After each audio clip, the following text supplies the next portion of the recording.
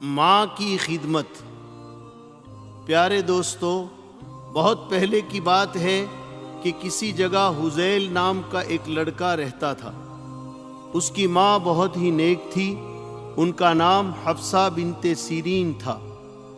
سردی کا موسم تھا، ٹھنڈک اتنی زیادہ تھی کہ ہاتھ پاؤں ٹھٹر رہے تھے۔ رات کا وقت تھا۔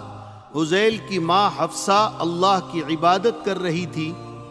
حذیل نے سوچا ٹھنڈی بہت زیادہ ہے، ماں کے پاؤں کانپ رہے ہوں گے، کیوں نہ میں ایک انگیٹھی جلاؤں اور ماں کے پاس رکھ دوں تاکہ ماں اس سے اپنے ہاتھ پیر سینک لیا کرے۔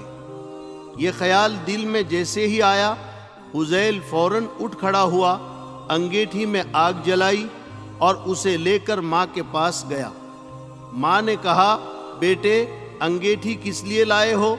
بیٹے نے کہا کہ ماں، آج ٹھنڈک بہت زیادہ ہے، میں نے سوچا آپ کے ہاتھ پاؤں سردی سے کانپ رہے ہوں گے، اسی لیے انگیٹھی سلگا لایا ہوں تاکہ آپ اپنے ہاتھ پاؤں سینک لیں۔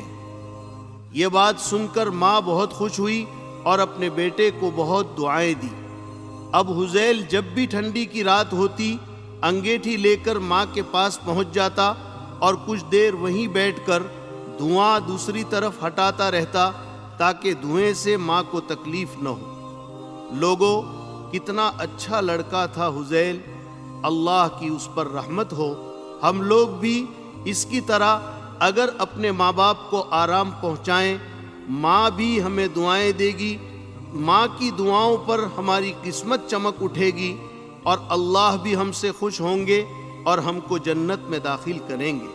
اس لیے کہ پیارے نبی صلی اللہ علیہ وسلم نے فرمایا، ماں کے قدموں کے نیچے جنت ہے۔